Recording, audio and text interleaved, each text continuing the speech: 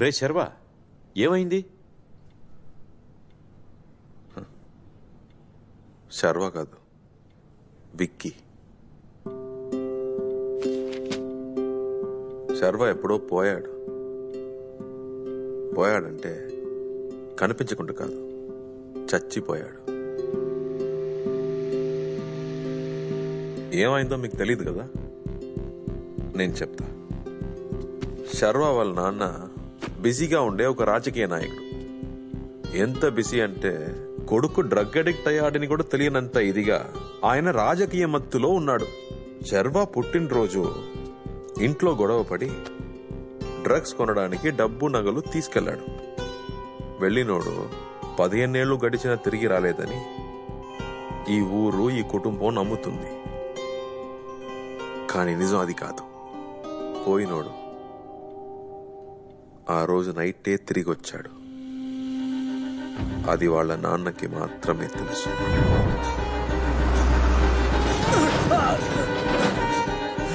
మత్తులో మునిగిన కొడుకు తండ్రి ముందు నిలబడ్డాడు. వయసైన తన తల్లిని తోసేశాడన్న కోపం.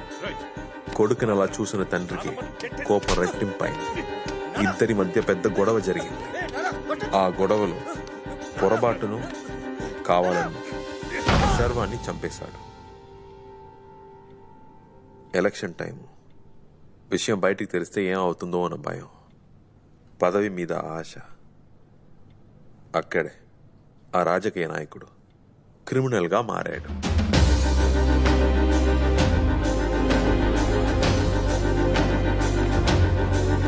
కారులో కొడుకు బాడీని తీసుకొని నా కొడుకు కనిపించాడా అని వెతుకుతున్నట్టు నటించి తనని పాతి పెట్టడానికి ఒక చోటు వెతికి పాతేశాడు. కొడుకుని చంపేశానన్న బాధ ఏమాత్రం లేకుండా తను కనిపించకుండా పోయాడన్న ఒక కథ అల్లి కుటుంబాన్ని కూడా నమ్మించారు. ఆ జాలితోనే ఎమ్మెల్యే కూడా అయ్యారు. అంత సవ్యంగానే జరుగుతూ వచ్చింది. సడన్ గా ఒక రోజు ఆ అబ్బాయిని పాతిపెట్టిన చోట రిసార్ట్ కడుతానని ఒకడొచ్చాడు. నేలను తవ్వితే కొడుకు బాడీ బయటకు వస్తోంది, దొరికిపోతే అందుకని ప్రజల కోసం పోరాడుతున్నట్టు కోర్టులో కేసేసి రిసార్ట్ కట్టడం ఆపేశారు. ఎప్పుడైతే కేసు వాళ్ళకి అనుకూలంగా మారిందో అప్పుడే గోవా నుండి విక్కీని ఒక అనాథని తీసుకొచ్చి వీడే నా కొడుకని చెప్పేశారు. ఇప్పుడు ఆ బాడీ దొరికిన తర్వాత కూడా నా కొడుకు ఇది కాదని చెప్పొచ్చు కదా. మీ రాజకీయ జ్ఞానానికి మీరు ఢిల్లీలో ఉండాల్సిన వాళ్ళు ఏదో బ్యాడ్ టైం ఈ చిన్న ఊళ్ళో ఉండిపోవాల్సి వచ్చింది. ఇప్పుడు మీ కొడుకులా నటించడానికి వచ్చినోడు మీలాగే క్రిమినల్ కదా. వాడిని ఎక్కువ రోజులు ఇంట్లో పెట్టుకోవడం మంచిది కాదని ఏదో వాడి మీద ప్రేమ ఉన్నట్టు నటించి మీ రాజకీయ వారసుడిగా చేసి మీ శత్రువులందరినీ వాడి శత్రువుగా మార్చి ఆ రెసార్ట్ వాళ్లతో గొడవ పడేలా చేసి ఆ గొడవలో వీడు చచ్చినా ఓకే, వాడు చచ్చినా ఓకే అని లెక్కలేసుకున్నారు. మీ రాజతంత్రంలో మిస్ అయిన ఒకే విషయం ఇదే. సో నీకంతా తెలిసిపోయింది కదా. ఇక మీదట మన ఇద్దరి మధ్యలో ఉన్నది కేవలం బిజినెస్ డీల్ మాత్రమే.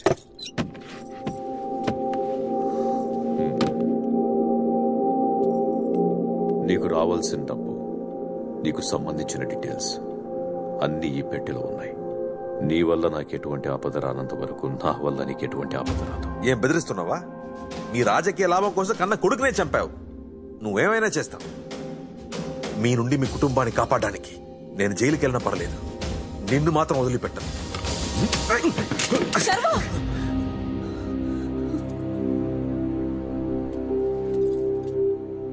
నన్ను మన్నించండి అమ్మా. నేను శర్వాని కాదు. శర్వ ప్రాణాలతోనే లేడు. మీ ఆయనే చంపేశాడు.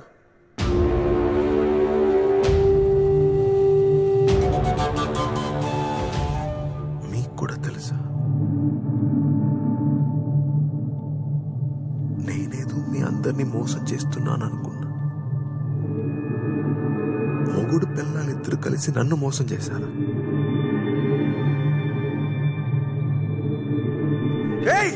ఏం జరుగుతుంది ఇక్కడ? చైతి,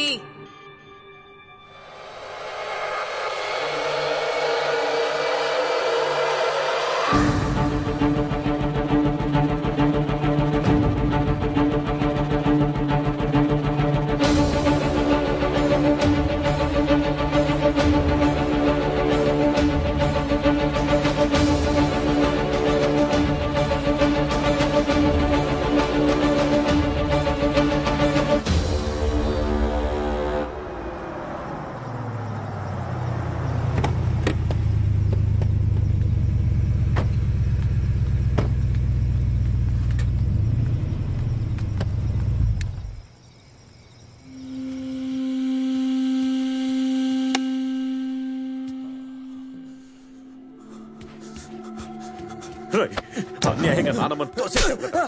ఎందుకురా ఇలా మారిపోయావు? రేయ్, ఎందుకురా? ఏం చేయాలరా? ఏం చేస్తే మారుతావు? రేయ్, మరుగుడు. ఏయ్, పోవే. నాన్న నాన్న నాన్న వద్దు నాన్న, ఏం కాదు నాన్న, ఏడవకండి నాన్న, ప్లీజ్ నాన్న, ఏడవకండి. నిన్ను పెంచినట్టే వాడిని కూడా పెంచానమ్మా. కానీ వాడు ఎందుకు ఇలా తయారయ్యాడో తెలియట్లేదు. నిన్న కూడా ప్రిన్సిపల్ ఫోన్ చేశారు, ఎవరో అమ్మాయి మీద చెయ్యేశాడంట. ఇది ఎక్కడి దాకా వెళ్తుందో తలుచుకుంటేనే బాధగా ఉంది. ఏం కాదు నాన్న. సర్వా, నాన్నని కొడతావా? నీకెంత ధైర్యం రా? ఆ మనిషి ముందు నన్ను కొట్టాడు. ఆయన కొడితే నువ్వు కూడా కొడతావా? అంత పొగరా? నాన్న ఇప్పుడు ఎలా ఉందో తెలుసా? ఆ అమ్మాయి నేను చేసిందంట. నువ్వు నా తమ్ముడు అని చెప్పుకోవడానికి ఆశ ఏంట్రా ఇది? దీని వల్లే కదా నువ్వు ఇలా తయారవుతున్నావు. నాకు ఇవ్వు. ఇవ్వనురా. ఇవ్వని చెప్తున్నా కదా.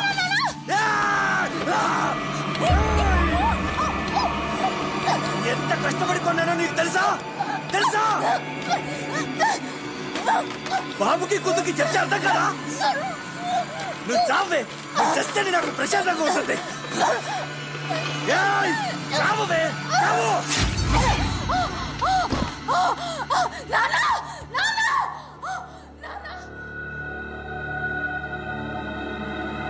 శర్మ, రే శర్మ,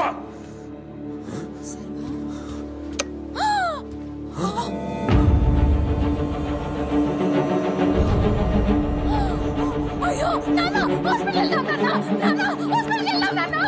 అయ్యో సర్వా, శర్మ, శర్మ, నాన్న నీకు కావాలి చేయలేదు నాన్న. వాడే వచ్చి నాకు గొంతు పట్టుకున్నాడు. అయ్యో అయ్యో, తెలియకుండా చంపేశాను. ఎలా జరిగిందో తెలియదు నాన్న. అయ్యో చంపేశాను.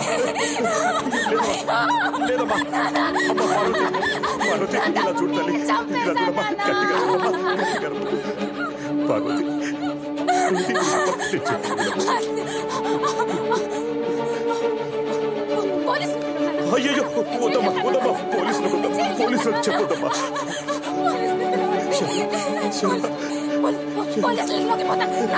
శర్మ పారిపోయాడమ్మా. శర్మ ఇల్లు పారిపోయాడు. ఇల్లు పారిపోయిన శర్మ తిరిగి ఇంటికి రాలేదు, పారిపోయాడు. ఇదిగో ఇదిగో ఇలా చూడమ్మా, ఈ విషయం బయటికి ఎవరికి తెలియకూడదు. వాడు డ్రగ్ అడిక్ట్, పైగా అమ్మాయిల మోజులో ఉన్నాడు. ఇది బయటికి తెలిస్తే ఒక్కొక్కరు ఒక్కోలా కథలు అల్లుతారమ్మా. నీ భవిష్యత్తు, పెళ్లి, కుటుంబ గౌరవం మొత్తం పోతాయమ్మా. ఇలా చూడు, ఇలా చూడు, ధైర్యంగా ఉండు, ధైర్యంగా. నాన్న నేనున్నాను. నిన్ను హాస్పిటల్ దగ్గర డ్రాప్ చేస్తాను. నువ్వు అమ్మకి తోడుగా నాన్నమ్మ దగ్గర నేను చూసుకుంటాను. శర్వ, శర్వ ఇంటికి రాలేదు. శర్వ పారిపోయాడు. శర్వ ఇంటికి రాలేదు. శర్వ పారిపోయాడు. శర్వ